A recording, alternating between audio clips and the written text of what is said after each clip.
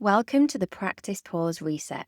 This is a short, free series designed to help you pause, steady yourself, and practice with more calm and clarity, especially when work feels pressured or intense.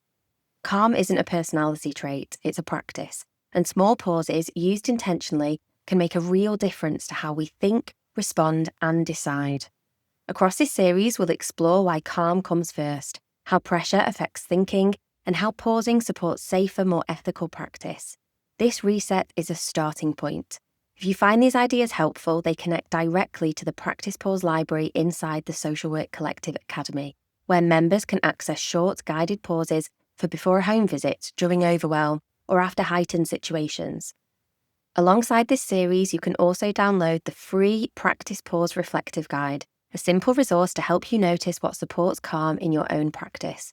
You'll find the link in the show notes. For now, there's nothing you need to do except listen, reflect, and take one small pause where you can. My name's Vicki, this is Social Work Sorted, and you are so welcome.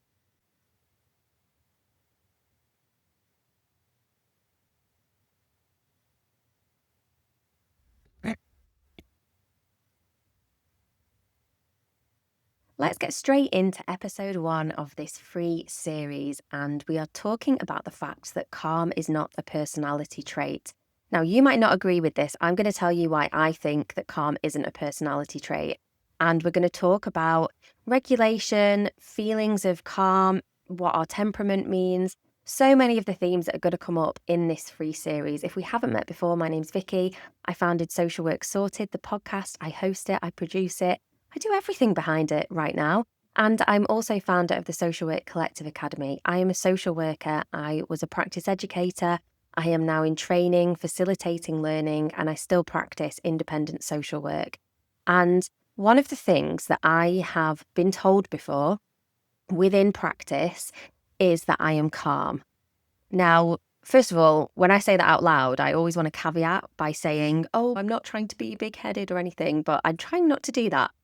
Because women do that all the time, don't they? But I have consistently heard if people that worked with me described me at work, in conversations, in the office, out on a home visit, the word that I have used, said about me or said to me is that I'm calm. People would say, you say so calm in that situation. You sounded so calm on the phone. Now, the reason I'm sharing that is because when I say that to my husband, if I've had a particular day at work and I have told him that people think that I'm calm, he thinks it's hilarious.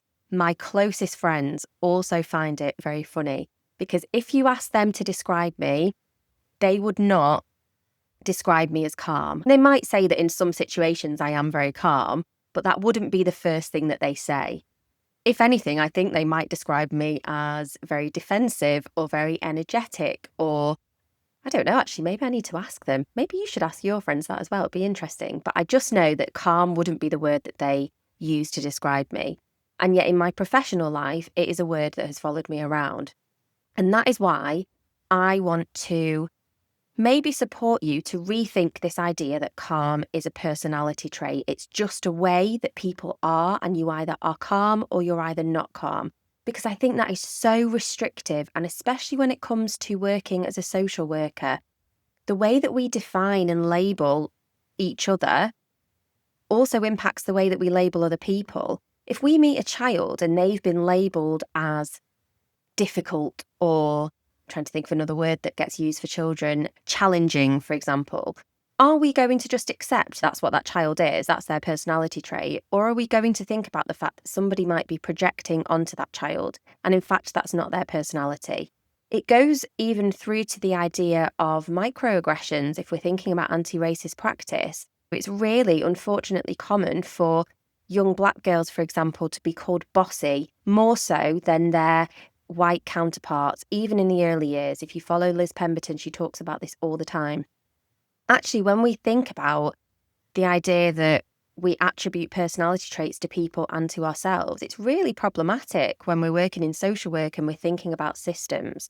But that's why I want you to, if you are someone who thinks, I'm not calm, I'm never calm, I don't know how to be calm in these situations, I'm so overwhelmed, I want you to step back and ask yourself, are you associating calm with a personality trait, with something that is innate? Now, Also, I think that people operate and function in certain ways. Our upbringing affects who we are. I have met people who I believe their temperament is naturally calm. They speak in a very calm and considered way. I have seen children who present differently. Some people are extroverts, some people are introverts. But when we think about calm, we have to remember that so many of the things that you associate with being calm can become part of a practice and can become learnt. Regulation is not about being naturally slow and quiet. Calm is not about being the person that says nothing or the person that fades into the background. Calm is not the same as shy. Calm is about slowing down your decision making. Calm is about taking considered steps when you are presented with information. If you've ever read the book Thinking Fast and Slow, I'd really recommend reading it if you haven't. But it talks all about the way that we can slow things down to support our thinking. And for me, when I talk about calm, when I talk about taking pauses, I do this when I'm in my in-person training. I do this on every episode of the podcast. I encourage a slowing down and a pausing, a moment of calm. I'm doing it from a position of knowing and understanding that when social workers are in that regulated place, they are in a much better position to practice from, to make decisions. So for today, I firstly want you to think about your definition of calm. Have you previously, or have you walked through life thinking that calm is a personality trait? Have you ever had the thought that I'm just never going to be able to be that calm? I'm just not that person. That's just not how I function.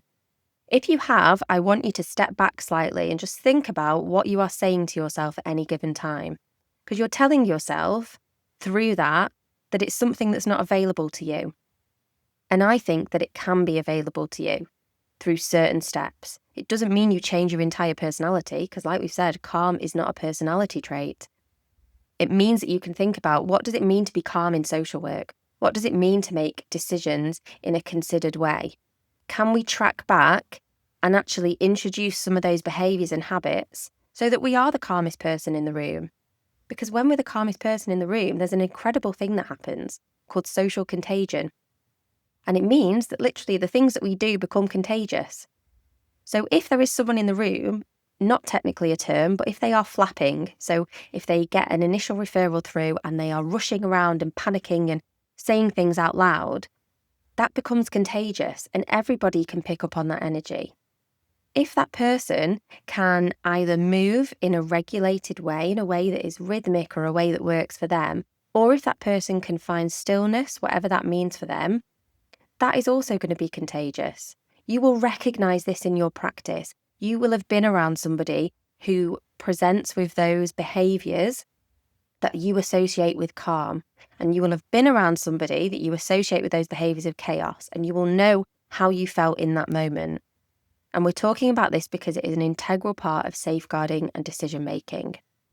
What I want you to do is notice one moment today where your body feels steadier. I don't want you to do anything about it. I just want you to notice it. And if that's right now, then that's right now. Just check in. How are you feeling? What's your heart rate like? How are you responding to the things that I've said in this podcast? The reason we are doing this is we want to unpick the narrative that calm is a personality trait and that calm is something that we can't achieve, because we can. This reset is a starting point. Small pauses taken intentionally can change how you think, how you respond, and how you carry the work. If you found these reflections helpful, the practice pauses inside the Social Work Collective Academy are designed to support you in real moments of practice, before a home visit, when everything feels overwhelming, or after a difficult or heightened situation. They're here to help you slow things down just enough to think clearly, make safer decisions, and move forward without carrying everything alone. The collective sits alongside best practice, offering calm, practical support for social workers who care about how they practice and the standards we set for our profession. You can find out more and join at socialworksorted.com/the collective. Thank you for taking the time to pause. I'll see you for the next episode, and if you haven't done already, make sure you head to the show notes to download your free reflective guide.